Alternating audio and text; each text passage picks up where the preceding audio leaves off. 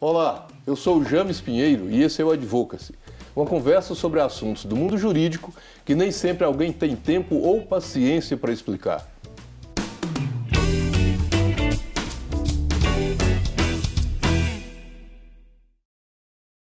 Hoje iniciamos o Advocacy Especial, um programa que possui apenas um convidado para tratarmos de temas de grande relevância para a nossa sociedade.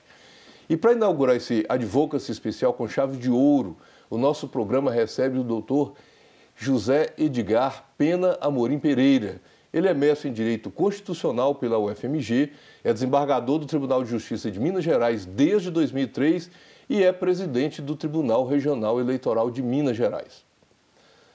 Doutor Edgar, eu já quero aqui agradecer a sua participação, a sua elegância em aceitar o nosso convite para tratar dessa matéria que está na pauta agora do Brasil inteiro, né?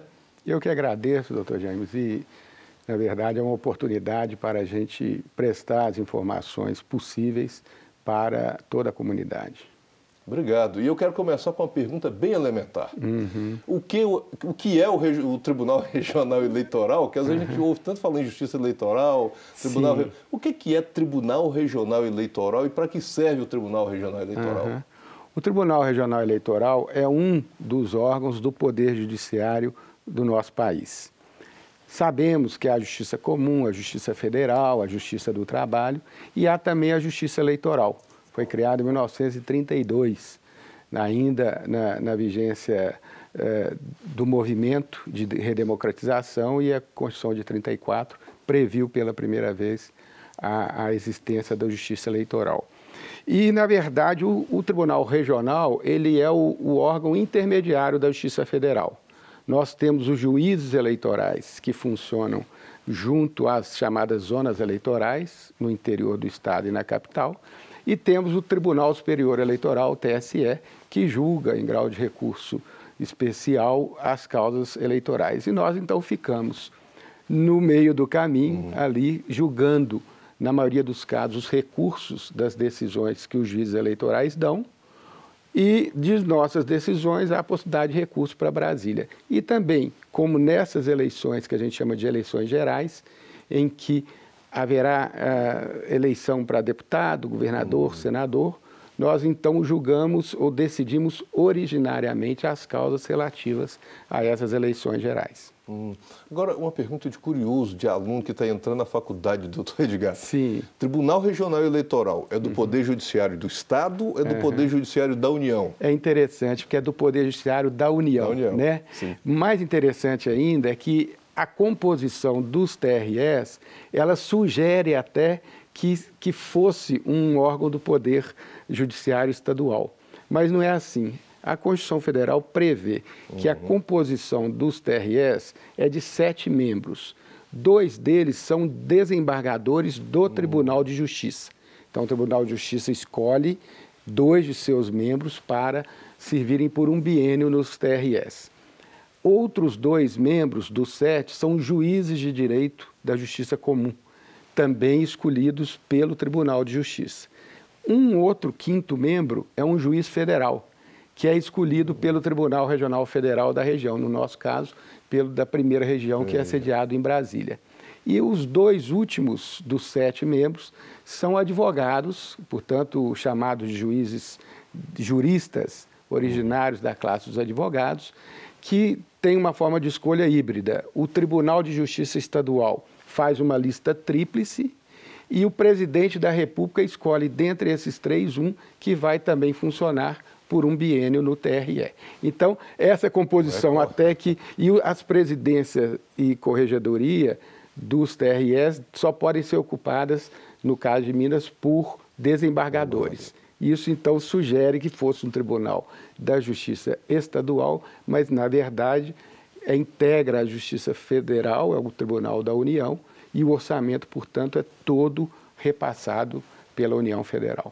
Ou seja, a decisão do TRE não é uma decisão do Poder Judiciário local, digamos assim, né? Da Justiça é do Poder Judiciário da União. Da União, não é? É toda a estrutura da União, embora para a composição dessas decisões, a participação da magistratura estadual é muito relevante, porque em 7, 4 são originários da magistratura estadual. Agora, doutor Edgar, uma pergunta que fica para nós é o seguinte também, né? É possível ter eleições sem ter, por exemplo, esse órgão, aliás, o poder judiciário da União através da justiça eleitoral, assim? Porque a gente acaba não conhecendo em outros países, ou também quem nos acompanha não conhece em outros lugares como se dá. Quer dizer, qual que é a importância disso, né? É para garantir transparência, lisura do pleito, igualdade na competitividade, enfim, qual que é a importância da justiça eleitoral? Há um outro modelo que poderia ser adotado? Como que é isso? É interessante porque esse modelo brasileiro, a gente pode quase dizer que ele é único, que ele é, vamos dizer, inédito. Por quê? Porque em um órgão do Poder Judiciário, que a Constituição diz isso, há a atribuição administrativa operacional de organização das eleições e a atribuição jurisdicional, decidir os processos ligados aos pleitos eleitorais. Nós temos outras experiências no mundo, mas na maioria delas a função jurisdicional acaba ficando reservada a um órgão judiciário já existente, a um tribunal da justiça comum, e a operacionalização, a preparação das eleições fica normalmente atribuída a um órgão, às vezes, do Poder Executivo, que não tem, nesse ponto, muita independência em relação aos governos. Né? É interessante, embora haja governos parlamentaristas também, mas é interessante porque não há aquela independência que nós vemos aqui. Então,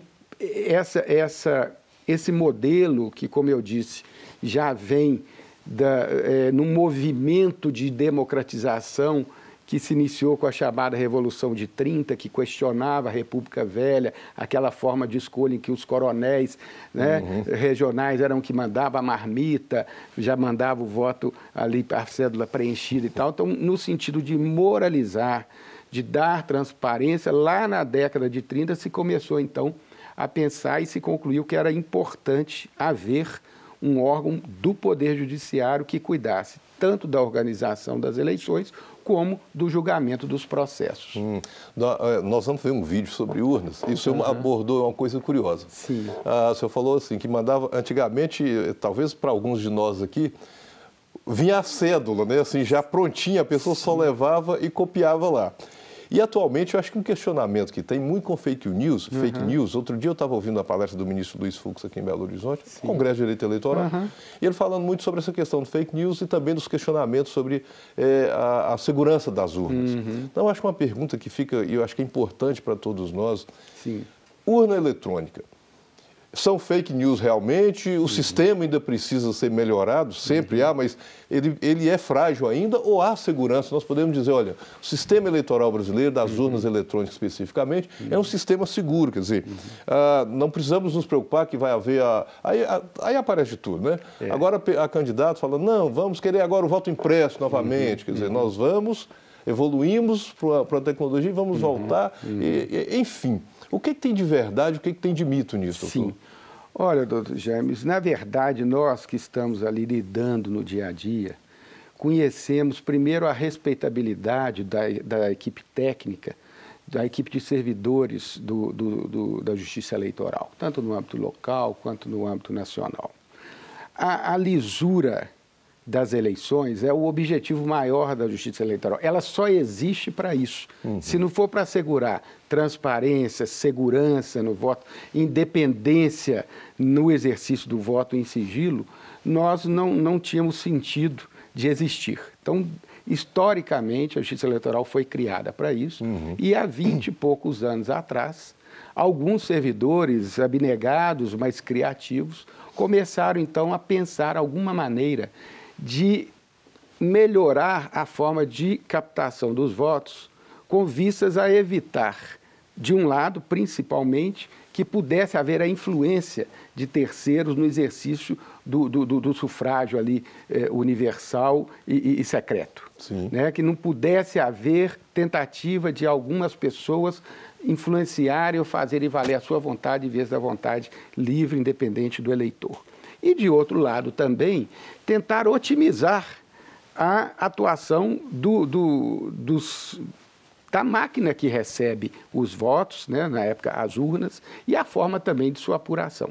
Então, que é um problema sério também na apuração. Que é um problema sério, porque quando o voto é manual, né, não vamos falar ainda do impresso, mas quando o voto é manual, você corre o risco tanto de haver uma quebra do sigilo e a tentativa de influenciar, quanto, de outro lado, na hora da apuração, são mãos humanas ali que manipulam as cédulas e que contam e que anotam, etc. Isso tudo permite, como já permitiu, infelizmente, no passado, que houvesse fraudes e alterações indevidas do resultado das eleições. Desculpa, mas é porque assim, eu acho que é tão importante falar sobre urna, eu acho que essa informação aqui para todos nós, não só para nós que acompanhamos, mas para o cidadão em geral, essa dúvida, isso que levanta, a urna não é segura, não é segura, eu acho que a fala aqui do presidente do tribunal é de uma importância muito grande, é muito relevante, porque isso não coloca em xeque o sistema eleitoral que o Brasil adotou há mais de 20 anos e que é um modelo para o mundo inteiro. Exatamente, embora o mundo às vezes não acredite, né, nessa rigidez, nessa segurança, mas, sem dúvida nenhuma, nós podemos falar mais sobre isso. Há muita certeza nossa de que o sistema é seguro. Nós vamos fazer pausa para o nosso tradicional café. E aproveite para assistir esse vídeo produzido pelo Tribunal Superior Eleitoral, que é o TSE, e não deixe de conversar conosco através das nossas redes sociais com o Vem Pra Urna. Nós voltamos já.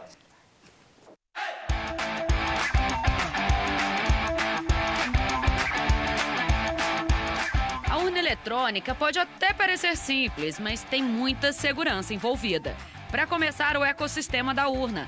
Para funcionar, o aparelho usa uma série de programas. A votação só acontece se todos os sistemas estiverem funcionando normalmente.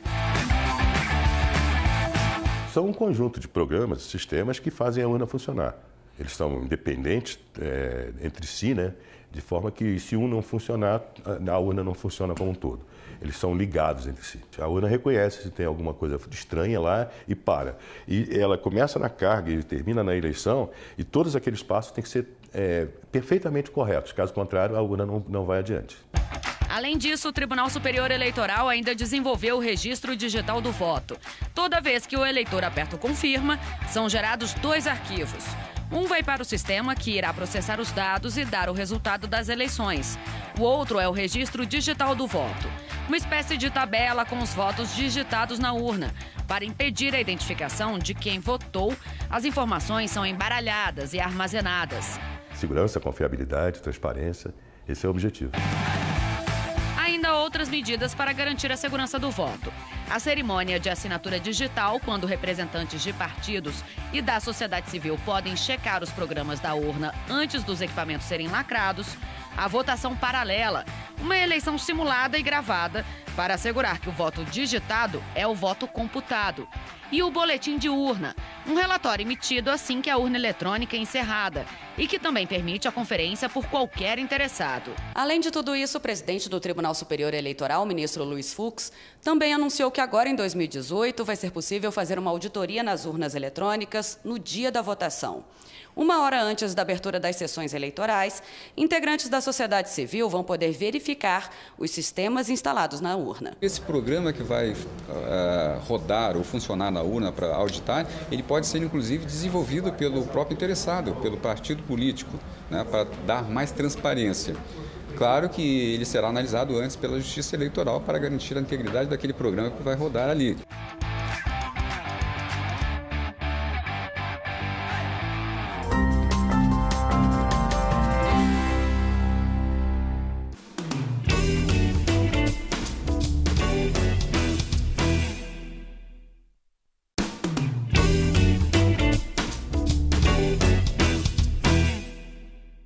E já estamos de volta com o nosso Advocacy, hoje conversando sobre direito eleitoral.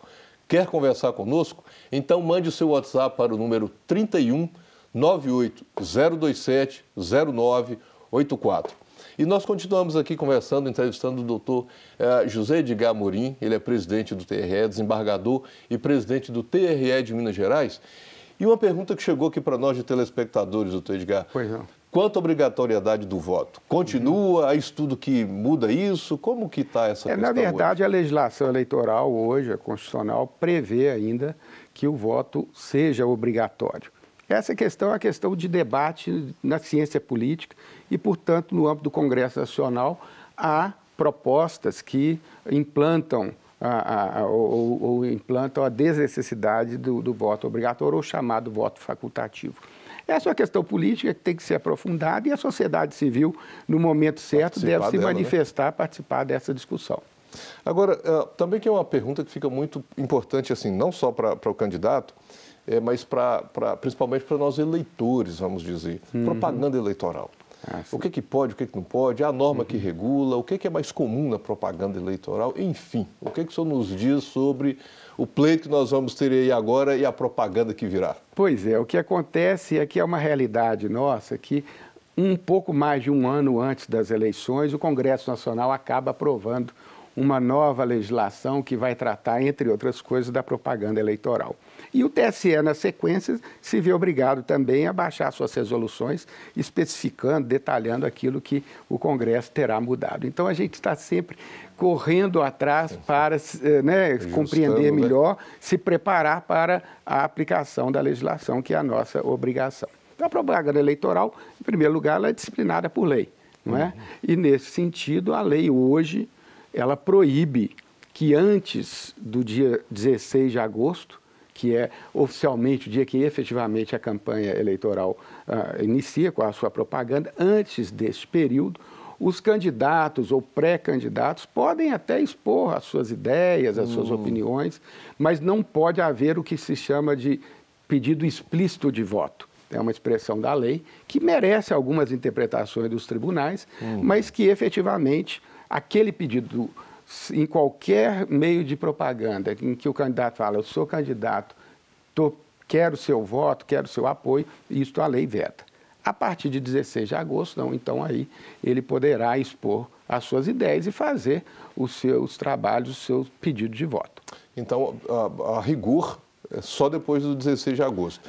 Mas nada impede, a lei não impede que alguém se apresente como um pré-candidato ou que se pretende candidatar a um ao contrário, de certa maneira, ao prever a possibilidade, ela até estimula que haja pré-candidatos. Só que pré-candidatos de disporem as opiniões e tal, mas veda, é a expressão dela, o pedido explícito de voto. O que é o pedido explícito ou não, aí os tribunais é que acabam dizendo. Mas na propaganda também, doutor James, eu acho que é importante situar que há, diferentemente de outros pleitos, algumas vedações, entre as quais hoje, por exemplo, showmício não é permitido, não é permitido a distribuição de camisetas com adesivos, etc. E também a propaganda em bens públicos, ou até em bens privados, mas chamado de uso público, não pode haver absolutamente nenhum tipo de propaganda eleitoral. Olha, então, 3 informações aqui muito relevantes que nós acabamos de ter. Primeiro, mesmo que alguém se apresente como um pré-candidato, que pretende ser candidato, antes de 16 de agosto não há que se falar e pedir voto. Pode expor as ideias, falar que é um pré-candidato. Aliás, nós acompanhamos até aí na mídia, na imprensa em geral, algumas pessoas se apresentando como pré-candidatos. Showmício, que era tão comum, isso não mais pode, se porventura acontecer, pode ser denunciado, né? E camisetas e etc. Botos, esse tipo de material que implique gasto e que faça propaganda também não pode ser distribuído. Não pode acontecer mais. Isso. Agora, eu ia até perguntar isso se há alguma ilegalidade, porque na prática as pessoas já estão trabalhando, né? Assim, falando as suas candidaturas, fazendo articulações, composições, se apresentando em eventos, assim, as ideias, é bom deixar isso claro, e etc. Isso ir a um congresso de profissionais, algum movimento, manifestar, isso não há problema. Não, não há problema, porque também o candidato, ele até, o pré-candidato, até para que confirme a sua vontade de se tornar candidato, de requerer o registro, ele tem que discutir com a sociedade, com os seus amigos, os da mesma profissão, os seus vizinhos, quer dizer, conversar sobre política é importante. A política visa ao bem comum, não é? Nós temos que ter essa consciência. Nós temos que participar da política. Então, as pessoas conversando com os pré-candidatos, tudo, o que não pode é haver, até com abuso de poder econômico, ajuntamentos e reuniões, etc., em que já se faça o pedido explícito de votos. mas sem prejuízo do debate sobre as ideias. Não, né? Até porque talvez esse momento que antecede a campanha é até um momento mais fácil para a sociedade dialogar com os candidatos, né? Sim. Porque a televisão nós vamos ouvir, o rádio e etc., mas não há aquela possibilidade maior de diálogo entre candidatos e a população em geral e eleitor em geral. E talvez esse momento seja muito mais importante para a população do que, na verdade, quando começa a propaganda eleitoral na televisão. Até porque o período de propaganda foi muito reduzido, né? Então, realmente, ele não é suficiente para aprofundar o conhecimento da população em relação aos diversos candidatos. E são muitos candidatos, né? São muitos Às vezes o candidato passa tão rápido ali que não dá tempo de a gente ver o conhecido, você não consegue ver. Não consegue ver. Agora, um outro tema que é muito importante, que já causou muita polêmica no Brasil, é sobre os financiamentos de campanha. Sim. Isso vem passando, nos parece, por um processo de fiscalização mais rigoroso, a legislação mudou também a fiscalização por parte da Justiça Eleitoral, o Ministério Público com o seu papel, e houve mudança também na legislação com relação ao financiamento de campanhas, né? Sim. O que mais recentemente, o que era, que hoje assim não acontece mais, não pode mais, por exemplo, na área do financiamento das campanhas, e nós temos também uma figura nova que é o chamado crowdfunding. O que é isso agora e o que o senhor acha que isso trouxe de melhora para o financiamento da campanha? Sim, de fato houve mudanças, como eu disse, há pouco mais de um ano, em setembro do ano passado, mudança legislativa que, de um lado, oficializou aquela decisão do Supremo Tribunal Federal que havia proibido a doação por empresas, a doação por pessoa jurídica. Então já estava decidido que não podia, a legislação de setembro passado veio, formalizou isso na própria lei e tentou criar alguns mecanismos também para compensar essa que era uma fonte importante do financiamento das campanhas. Então foi criado o Fundo Público para a Propaganda Eleitoral. Tive notícia hoje de que o TSE teria estabelecido em 1 bilhão e 700 milhões de reais o valor deste fundo. E como havia, limites para a doação por pessoa jurídica, por pessoa física, né, por pessoa natural, para as campanhas. Nesse contexto é que vem essa novidade da chamada vaquinha eletrônica, não é? Que já é usada em outros países e que no Brasil começou informalmente a ser cogitada em alguns outros momentos, fora até da campanha eleitoral, e que agora então vem oficializado por lei. Desde o dia 15 passado, 15 de maio, que as empresas podem se cadastrar junto ao TSE para fornecerem prestar esse serviço aos candidatos. Então, o candidato que quiser criar a possibilidade de receber contribuições de pessoas físicas, ele deve buscar uma dessas empresas cadastradas no TSE e ela, então, vai, certamente por um site, ela vai criar aquele sistema para o candidato. Desde então, as pessoas podem doar para aquele candidato, dentro dos limites de 10%, no caso, da sua renda do ano passado, e, em doando, o recurso fica retido, porque lembremos que agora são pré-candidatos. O registro só vai ser formalizado em 15 de agosto. Então, até lá, esse dinheiro não se pode tocar. Uma vez aprovado o registro do candidato, aí sim a Justiça Eleitoral libera o uso desse recurso. Se ele não for candidato, se ele não se registrar, o registro for indeferido, esses valores são devolvidos para os doadores. Os doadores, interessante. Mas o senhor falou da empresa. Quem vai se cadastrar no TRE são empresas que vão fazer prestação de serviços. Não são as empresas em geral que doavam. Não. A empresa especializada na prestação do serviço de captação. Elas nem vão atrás do doador. Apenas vão criar o sistema, a plataforma para fazer isso. E aí, só pessoas físicas? Só pessoas físicas podem doar até 10% da sua renda de 2017 declarada no imposto de renda. Interessante, muito importante a informação. E ela se identifica? Não, se identifica e tem que declarar para o imposto de renda no ano que vem essa doação. É tudo absolutamente controlado pelo CPF, e então não há risco nesse ponto de a doação efetiva real, ela não ser formalizada ou não ser considerada.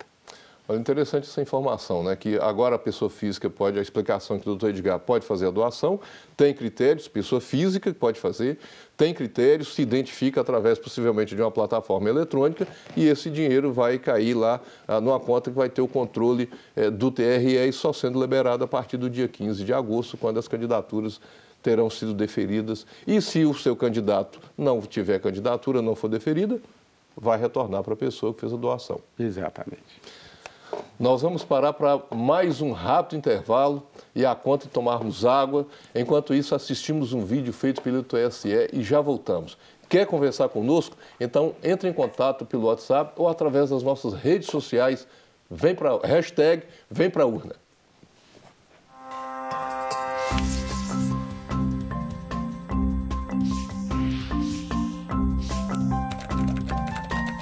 Dia 15 de maio, a arrecadação de recursos para campanhas eleitorais pelo crowdfunding, uma espécie de vaquinha eletrônica para financiamento coletivo. Os pré-candidatos podem contratar empresas para arrecadação, desde que sejam previamente cadastradas na Justiça Eleitoral. Se o registro da candidatura não for efetivado, os valores devem ser devolvidos. O limite é de 10% do rendimento do doador e é obrigatória a identificação de cada pessoa e o valor repassado, além da data e a forma de pagamento. Quando a doação ultrapassar R$ 1.064,10, só poderá ser feita por transferência eletrônica. Quem descumprir as regras será multado.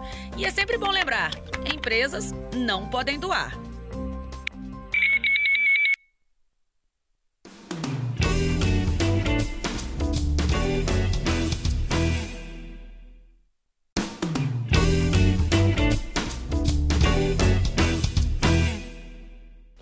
E já estamos de volta conversando sobre direito eleitoral. Lembrando que todos os nossos programas estão no YouTube da Rede Super. Acesse. E vamos assistir mais um pequeno vídeo produzido pelo TSE, que é o Tribunal Superior Eleitoral, sobre as eleições de 2018. Fake news. Notícias falsas, para ser mais claro. Uma das maiores preocupações da Justiça Eleitoral nos últimos meses. E não podia ser diferente. Este ano, a gente vai votar em deputados, senadores, governadores e presidente da República. O cuidado com as fake news tem que ser redobrado. Uma mentira pode prejudicar candidatos e alterar o resultado das urnas. Mas você sabe como identificar uma notícia falsa? O ideal é ficar atento ao contexto. Olhar bem a imagem e ver se ela não foi manipulada. Dar aquela conferida no endereço que aparece na parte de cima do navegador. Prestar atenção para ver se não foi levado para outro site ao clicar a notícia. Então é isso, fique atento. É sempre bom checar as informações antes de publicar nas redes sociais. Você é responsável pelas informações que repassa. Na dúvida, não compartilhe. E aí, doutor Edgar, tem jeito de combater as fake news? Eu ia te perguntar como combater, mas a pergunta acho que é, tem como combater fake news? Na verdade, tem. Não a Justiça Eleitoral, ou não ela principalmente, mas nós, usuários das redes sociais. Nós temos que ter essa consciência, primeiro, de que as eleições, a escolha do voto, a escolha do melhor candidato, ela é individual. Mas ela é uma responsabilidade nossa. Ela não é uma responsabilidade apenas da Justiça Eleitoral ou de outras pessoas que vão fazer por nós. Então, principalmente os usuários, como a vinheta do TSE mostrou, esses usuários é que temos condição de tomar cuidado, de checar. Hoje há alguns aplicativos e o site do TSE também disponibiliza informações sobre isso, para realmente, antes de repassar aquilo que poderia parecer verdadeiro, checar se realmente procede e se vale a pena compartilhar com um amigo. Nós estamos falando aqui especificamente da área eleitoral, mas fake news é comum. Sim. Em todas as áreas, pelas redes sociais atualmente, né? E não tem como se apurar muito, a não ser que alguém sofra um dano e depois tenta identificar quem causou e buscar reparação na justiça. Isso. E aí na seara eleitoral, apurando, é possível, há alguma punição para quem cria ou divulga as chamadas fake news? Sim, a lei, por si mesma, ela proíbe, né, que haja propaganda de qualquer tipo que manipule ou interfira negativamente na imagem ou até mesmo, no limite, no resultado das eleições. Então, já há essa previsão legal, há previsão de multas altíssimas para combater a chamada propaganda irregular, e as fake news se enquadram nesse campo de propaganda irregular que são punidas. Agora, há uma dificuldade técnica de identificar a procedência. Mas, uma vez identificado, não há dúvida de que não apenas multa, como eventualmente, conforme o teor da notícia falsa, pode até levar à condenação criminal. Eu estava, sobre essa matéria ainda, eu estava ouvindo a fala do ministro Luiz Fux alguns dias, e ele comentando sobre outros países, como que isso se dá, né? O enfrentamento dessa questão. Ele falou, nos Estados Unidos, Poder Judiciário, Justiça Eleitoral, digamos, ou quem corresponde lá, isso não é um problema do Estado. Se tem fake news no processo eleitoral, o próprio candidato que se encarrega de esclarecer que não é verdade aquilo que está sendo divulgado, se ele tiver elementos, comunica com o Poder Judiciário comum, que vai tomar providência. Mas, assim, não é um problema, aspas, da Justiça Eleitoral, né? Aqui no nosso caso, por força da legislação, é um problema da Justiça Eleitoral. Não que a solução dele seja necessariamente da Justiça Eleitoral. É da legislação, é dos candidatos, dos partidos e dos eleitores, que são os mais interessados em saber se a notícia procede ou não, porque para a decisão dele soberana em quem vai votar é que importa saber se as informações são realmente verdadeiras. Agora, isso puxa uma outra questão que a gente também coloca aqui, que é o seguinte: sem dúvida que isso pode alterar de alguma forma o resultado, né? Porque se tem uma enxurrada de informação falsa sobre um determinado candidato em redes sociais e etc., nós que não temos acesso, nós eleitores, podemos começar a achar que são verdadeiros e também mudar a intenção de voto em razão dessa informação falsa. E aí vem uma pergunta que o senhor colocou aí, que a população também tem um papel importante Fundamental. nisso, Fundamental. Né? É ela que é a maior interessada em receber e difundir notícias verdadeiras, informações verdadeiras sobre os candidatos, sobre os partidos. Então, ela é a primeira de todas fiscal da veracidade das informações. E talvez até de denunciar também. Também, né? o Ministério Público está aí para cumprir esse papel, a própria polícia também tem a incumbência de apurar o que seja crime ou que seja indício de irregularidade. Agora, nessa linha, essa é uma forma da sociedade, da população em geral, participar do processo eleitoral. De que forma, outras formas também que a sociedade ou a população, melhor dizendo, pode participar do processo eleitoral que não seja só votar, digamos assim? Eu acho que esse é o grande desafio que nós temos. Nós estamos hoje numa situação de crise política, crise institucional, crise de legitimidade da própria representação congressual, e nós, às vezes, temos aquela tendência de acharmos que isso não é um problema nosso. Às vezes, até dizer, não, eu nem vou comparecer, ou comparecendo não vou votar em nenhum candidato, vou votar branco ou nulo, porque eu não estou de acordo com isso aí. Mas as regras são essas, e haverá os eleitos com 100%, 50% ou 20% dos votos. E a população, então, que não participar, não apenas a escolha, mas do processo em que vai ajudar a fazer a melhor escolha no entender dela, essa população está sendo, na verdade, ela está empurrando para os outros o seu próprio futuro. É verdade. A omissão dela vai fazer com que tome decisões, né? Exatamente. Agora, doutor Edgar, uma outra questão também com relação à prestação de contas, né? Acho que se tiver algum tipo de propaganda que o eleitor, acho também uma forma, ele entenda que não está dentro dos preceitos legais, ele deve também comunicar com o Ministério Público, a polícia, e aí a instância de direito vai tomar as providências. Prestação de contas. Então, digamos, um candidato está gastando e aquilo parece que está demais. Há algum problema de um eleitor, um cidadão comum, comunicar à Justiça Eleitoral, ao Ministério Público, e aí pode ser que não haja, não tenha fundamento esse comunicado. Há algum problema em fazer isso? Não, ao contrário. A Justiça Eleitoral, e aí incluído o Ministério Público Eleitoral, estão abertos a receber as manifestações das pessoas quando constatado algum indício, ao menos, de que está havendo um abuso de poder econômico, de que está havendo uma captação ilícita ali de votos ou de apoiamento. Isso é o papel da Justiça Eleitoral e o eleitor é o fiscal primeiro. Então, ele tem toda a legitimidade e não será, de forma nenhuma, prejudicado, levando ao conhecimento do Ministério Público da Justiça Eleitoral indícios de abusos que não estarão de acordo com a prestação de contas, a forma de arrecadação de fundos para a campanha, etc. Olha, esse programa tem importância tão grande porque eleição nós temos de 2 em 2 anos, né?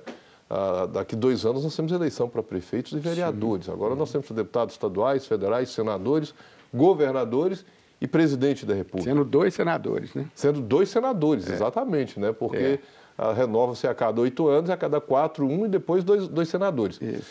Então, isso é da maior importância para a população saber. Nós não temos, né, não é só o voto a forma de participar, né? É isso que nós estamos ouvindo aqui. Acompanhar a propaganda, se está propaganda fora dos padrões da lei, eu não preciso saber a lei, mas às vezes a gente percebe que está.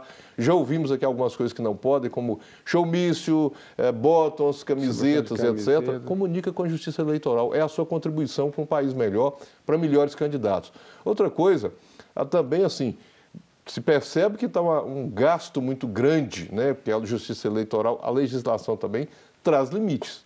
Então, não é porque eu tenho milhões e milhões que eu posso gastar milhões. Há limites estabelecidos pela lei. Há limites estabelecidos pela lei, E esse gasto há que se ter uma prestação de contas. Absolutamente rigorosa, a Justiça Eleitoral está preparada para isso, há que se criarem contas com CNPJ específico, como já vem acontecendo nas eleições municipais, isso se deu. E os depósitos têm que ser identificados, as transferências bancárias da mesma maneira. Então, não há margem dentro da lei para manobra. Se houver alguma irregularidade, ela será fora da lei e, se chegarem às provas disso, a Justiça Eleitoral saberá conduzir e punir os responsáveis. Agora, é uma prestação de contas única?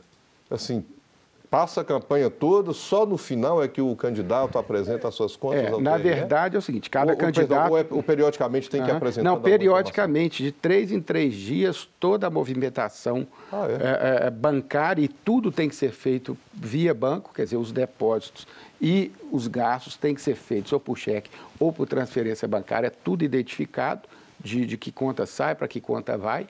E...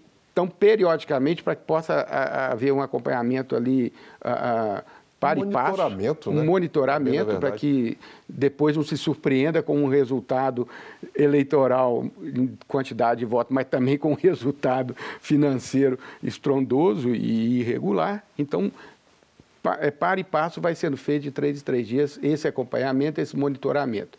E, ao final do processo, as contas apresentadas pelos candidatos até 30 dias do fim do pleito têm que ser julgadas até a sua respectiva diplomação. Agora, nós estamos chegando aqui já ao finalzinho, é uma pena que assim, são muitas questões para a gente tratar, né?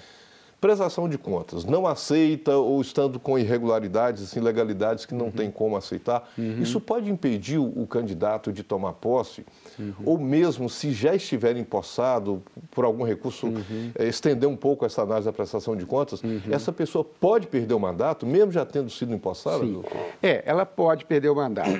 Antes é preciso dizer que o julgamento das contas tem que ser feito até a diplomação. Que é anterior à posse. Que é anterior à posse. Sim. A diplomação, então, se dá normalmente até o final do ano, ali antes, até o dia 19, normalmente de dezembro, e tem que estar julgadas até aquele momento. Mas a rejeição das contas apresentadas não quer dizer necessariamente que o candidato não possa vir a tomar posse na data marcada. O que pode acontecer é se, com base nessas contas rejeitadas, ou em outros elementos que revelem um abuso do poder econômico e uma manipulação nessa prestação de contas e, portanto, dos gastos de campanha, isso pode levar a uma ação específica, que tem prazo para se iniciar e prazo para terminar, que pode ensejar até mesmo a cassação do diploma e, em consequência, do mandato. Desembargador, eu só posso lamentar aqui o final do nosso tempo, que são tantas questões importantes para a gente tratar, e uma matéria, ela é da maior relevância para nós, ainda mais no momento como que estamos, a eleição é da maior importância. Sim.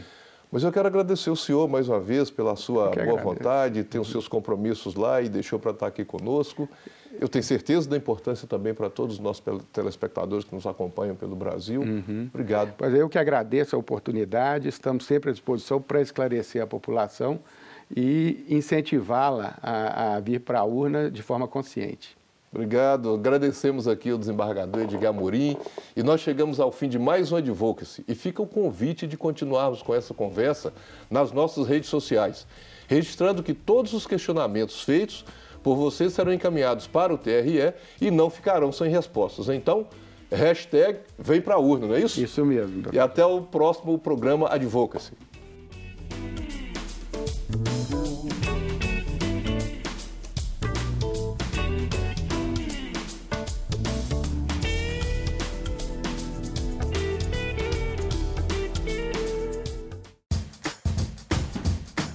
Não quer ficar um segundo por fora da nossa programação? Agora você pode nos acompanhar através das plataformas digitais. Queridos amigos e amigas, preciosos irmãos e irmãs, não perca tempo. Acesse, curta e siga-nos. Fique por dentro de tudo o que acontece aqui.